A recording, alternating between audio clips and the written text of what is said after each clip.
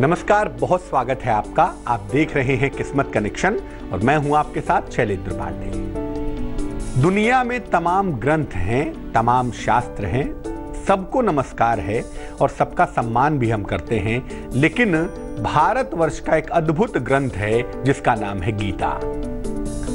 गीता की जयंती साल में मनाई जाती है और एकमात्र ऐसी पुस्तक है, एकमात्र ऐसी चीज है जो पुस्तक होने के बावजूद भी पूजी जाती है और इसके उपदेश आज भी प्रासंगिक हैं। बात करेंगे गीता जयंती की, और गीता जयंती जिस दिन मनाई जाती है वो दिन होता है मोक्षदा एकादशी का।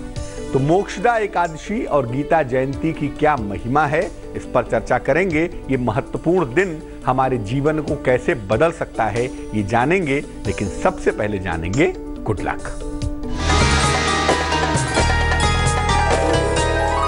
जो कोई व्यक्ति भी नियमित रूप से गीता का एक श्लोक, दो श्लोक श्रद्धा पूर्वक, ध्यान पूर्वक पढ़ता है, पाठ करता है, उसे सदैव ही ईश्वर का अनुभव होता रहता है। कहते हैं गीता का एक आध श्लोक पढ़ने से भी करोड़ों तीर्थों में स्नान का फल प्राप्त होता है। इसीलिए गीता अपने आप में एक अनूठी पुस्तक है, गीता अपने आप में एक अद्भुत पुस्तक है। सबसे पहले जानते हैं कि मोक्षदा एकादशी का महत्व क्या है। देखिए, मोक्षदा एकादशी मार्गशीर्ष शुक्ल पक्ष की एकादशी को आती है। इस दिन को मोक्ष प्राप्ति का दिन कहा जाता है, इसीलिए इसका नाम हुआ मोक्षदा, मोक्ष देने वाला मामला है यहाँ पर। इसीलिए मोक्षदा एकादशी के दिन मोक्ष की प्राप्ति होगी, ऐसा माना जाता है। ये मानते हैं कि इसी दिन भगवान कृष्ण ने अर्जुन को गीता का ज्ञान दिया था। वो महान दिन जिस दिन भगवान कृष्ण ने सारे अमरत्व का, सारे वेद शास्त्रों का निचोड़ निकालकर गीता के रूप में अर्जुन को दिया था, वो महान दिन मोक्षदा एकादशी का ही था। इस दिन पूजा उपासना से, भगवान की शरण में लीन होने से व्यक्ति को मोक्ष की प्राप्ति संभव होती है। और ऐसा माना जाता है कि मोक्षदा एकादशी के दिन अगर आप दान करते हैं तो इस दान का अनंत गुना फल प्राप्त होता है। सामान्य दान से ज्यादा फल मोक्षदा एकादशी पर दान से मिलता है। इस बार मोक्षदा एकादशी का जो पर्व है, जो मामला है, वो 10 दिसंबर को है। 10 दिसंबर को मोक्षदा एकादशी मनाई जाएगी। मोक्षदा एकादशी पर पूजा विधान क्या है, गीता जयंती का मामला क्या है, इस पर बात करेंगे। लेकिन फिलहाल मेष, वृष और मिथुन राशि का राशिफल।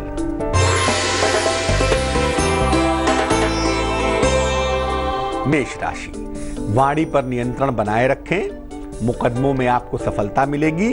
कोई शुभ समाचार भी आपको प्राप्त होगा। शुभ रंग ग्रे होगा और भाग्य होगा 74%।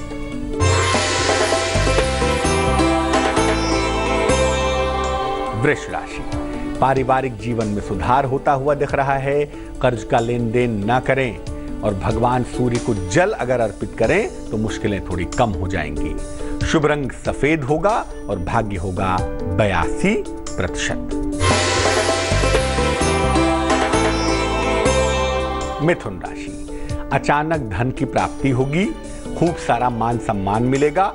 किसी मनोरंजक यात्रा पर जा सकते हैं, ये संभावना भी बन पाएगी। शुभ रंग गुलाबी होगा और भाग्य होगा 90%। मोक्षदा एकादशी पर कैसे पूजा उपासना करें, उसका तरीका क्या है, उसका सिस्टम क्या है, इस पर बात करते हैं और समझते हैं कि मोक्षदा एकादशी का पूजा विधान क्या है।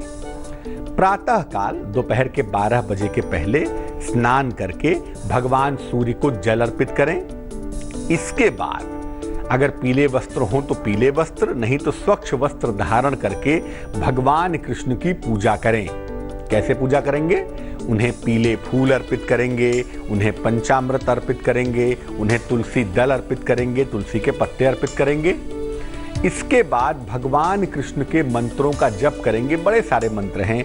ओम क्लीं कृष्णाय नमः, क्लीं कृष्ण क्लीं गोवल्लभाय स्वाहा, बड़े सारे मंत्र हैं भगवान कृष्ण के। उनके मंत्रों का जप करेंगे और नहीं तो भगवत गीता का पाठ करेंगे। भगवत गीता का पाठ करना बेहद शुभ होगा, बेहद कल्याणकारी होगा। किसी निर्धन व्यक्ति को वस्त्रों का और अन्न का दान करना भी बहुत अच्छा होगा। वैसे तो मोक्षदा एकादशी पर निर्जल उपवास रखना उत्तम होता है, लेकिन अगर आपका स्वास्थ्य अलाउ नहीं करता तो आवश्यकता होने पर जलीय आहार, लिक्विड डाइट और फलाहार लिया जा सकता है। फल और जल ग्रहण करके भी उपवास रख सकते हैं। चर्चा को आगे बढ़ाएंगे, लेकिन फिलहाल कर्क, सिंह और कन्या राशि का राशिफल।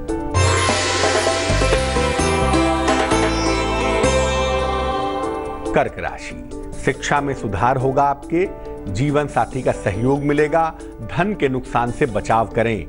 शुभ रंग क्रीम होगा और भाग्य होगा 79%।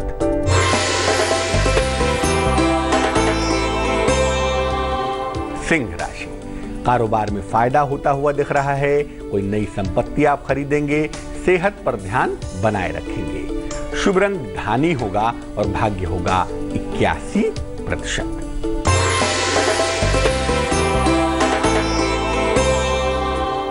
कन्या राशि, कारोबार में मुश्किलें आ सकती हैं, ध्यान रखें। यात्रा के योग बन रहे हैं, करियर और रोजगार पर भी ध्यान बनाए रखें। शुभ रंग सफेद होगा और भाग्य होगा 66%। बात गीता जयंती की भी करेंगे, लेकिन फिलहाल आपका सवाल। प्रकाश जी ने हमें मेल लिखा है, जबलपुर मध्य प्रदेश से लिखते हैं। जन्म की तारीख है 1 अक्टूबर 1980। जन्म का समय है दोपहर में 12:30। जन्म का स्थान है जबलपुर। लिख रहे हैं कि अभी तक इनका विवाह नहीं हो पाया है, बहुत सारी अड़चनें हैं, बहुत सारी समस्या है। विवाह शीघ्र हो जाए, इसके लिए क्या करना चाहिए? आपकी कुंडली में जो विवाह को रेगुलेट कर रहा है, जो विवाह को नियंत्रित कर रहा है, उस ग्रह का नाम है चंद्रमा, उसको कहते हैं मून।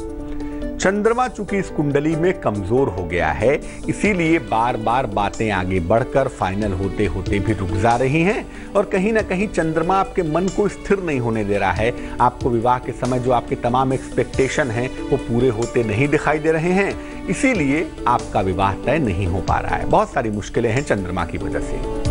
ज्योतिष ये कहता है कि आपका विवाह 2017 के जून जुलाई के समय में होना चाहिए। 2017 में जून जुलाई के समय में आपका विवाह होने की संभावना बनती है। ये विवाह जिस बालिका से होगा वो शिक्षा क्षेत्र में होगी या कला के, मीडिया के, सौंदर्य के किसी क्षेत्र में नौकरी करती होगी, और आपका वैवाहिक जीवन सुखी हो। लेकिन याद रखिए, विवाह एक एडजस्टमेंट का नाम है, इसलिए सब कुछ पूरा हो जाए, सब कुछ परफेक्ट मिल जाए, ऐसा नहीं हो सकता। इस बात को जितना जल्दी समझें उतना ज्यादा बेहतर होगा। 2 उपाय कर लें। एक पन्ना नाम का रत्न, 6-7 रत्ती का पन्ना, चांदी की अंगूठी में, सीधे हाथ की छोटी उंगली में, बुधवार की शाम को धारण करें, अच्छा रहेगा आपके लिए।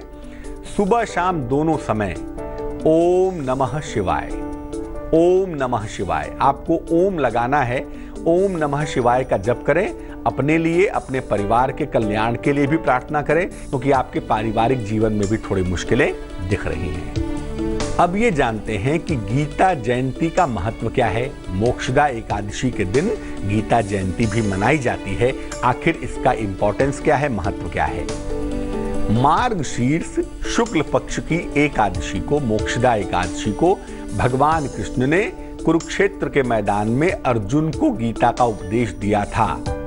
इस दिन को गीता जयंती के नाम से मनाया जाता है। अगर हम समझना चाहें तो मैं समझाऊं आपको कि गीता एक पुस्तक नहीं है, बल्कि जो इसके अंदर उपदेश हैं वो जीवित हैं, वो लाइव हैं। इसीलिए इसकी जयंती मनाई जाती है, क्योंकि वो उपदेश आज भी उतने ही ज्यादा जीवित हैं जितने ज्यादा 5000 साल पहले थे। इसके उपदेश आज भी बहुत प्रासंगिक हैं, बहुत रिलेवेंट हैं, इसीलिए हर काल में ये जीवित रही है। जब भगवान कृष्ण ने इसको कहा, तब से लेकर आज तक गीता की पुस्तक उपदेशों के जीवित होने की वजह से ही ज्वलायमान है, प्रज्वलित हो रही है। इसका ज्ञान प्रज्वलित होते हुए हमारे जीवन में प्रकाश बिखेर रहा है, हर समय में जीवित रही है। इसीलिए इसको पुस्तक ना मान के, जीवंत मान के इसकी जयंती मनाई जाती है। गीता के पाठ से, गीता जयंती के दिन अगर आप गीता का पाठ करें तो आपको मुक्ति मोक्ष का और शांति का वरदान भी जरूर मिलेगा। और गीता के पाठ से जीवन की ज्ञात और अज्ञात समस्याओं से भी मुक्ति मिलेगी। आपके जीवन में कोई ऐसी समस्या है जिसका समाधान आप नहीं खोज पा रहे, कोई ऐसी दिक्कत है जिसका रास्ता नहीं मिल पा रहा, ऐसी दशा में भी गीता का पाठ करने से आपको लाभ अवश्य होगा। तुला, वृश्चिक और धनु राशि का वक्त कैसा चल रहा है, आइए जानते हैं।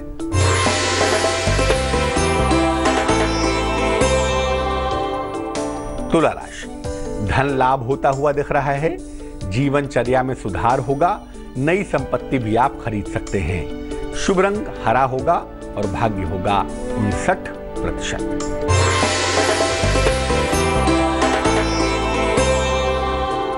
वृश्चिक राशि, संतान पक्ष से आपको सुख मिलता हुआ दिख रहा है, संपत्ति का अर्जन होता हुआ दिखाई दे रहा है। खान पान का लेकिन बहुत ध्यान दें। शुभ रंग जिसका प्रयोग करेंगे वो होगा चांदी जैसा रंग और भाग्य होगा 89%।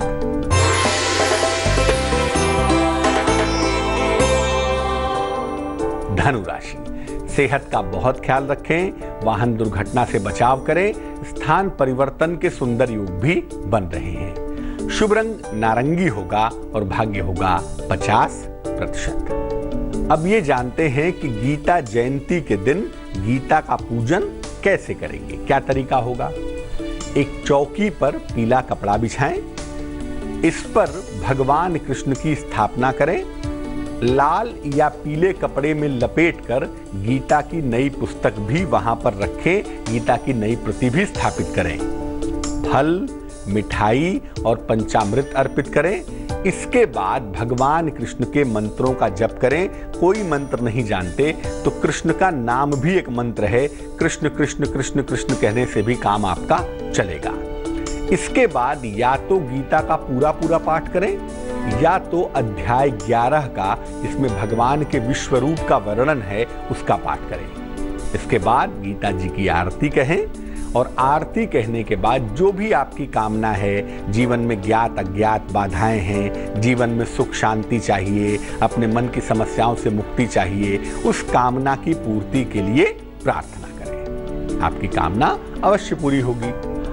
अब ये जानते हैं मकर, कुंभ और मीन राशि वालों का वक्त कैसा चल रहा है।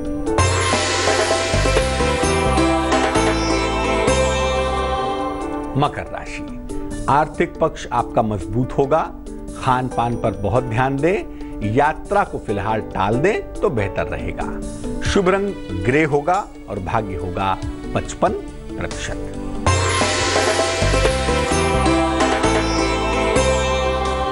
कुंभ राशि, किसी तरह के वाद विवाद से बचाव करें, हालांकि उपहार की प्राप्ति होती हुई दिखाई दे रही है। नौकरी में परिवर्तन के संकेत भी मिल पा रहे हैं। शुभ रंग नीला होगा और भाग्य होगा 78%।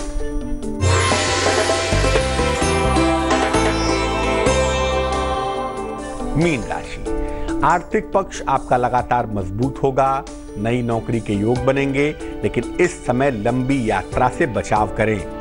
शुभ रंग बैंगनी है और भाग्य है 50%। तो आज हमने बात की मोक्षदा एकादशी के बारे में और गीता जयंती के बारे में, और ये जाना कि कैसे गीता का पाठ करने से हमारे जीवन की मुश्किलें दूर हो जाएंगी और क्यों गीता का पूजन करना, गीता की जयंती मनाना हमारे लिए आवश्यक है। अब जान लेते हैं क्या है आज की सलाह।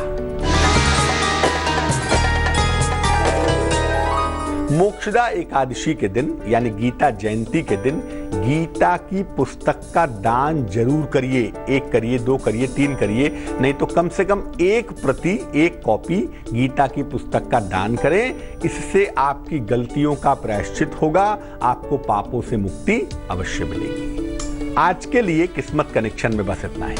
फिर हाजिर होंगे किसी नए विषय के साथ, आपकी समस्या के समाधान के साथ। तब तक के लिए मुझे दीजिए इजाजत। आगे देखिए रिश्तों की कहानी संजय सिन्हा के साथ। नमस्कार।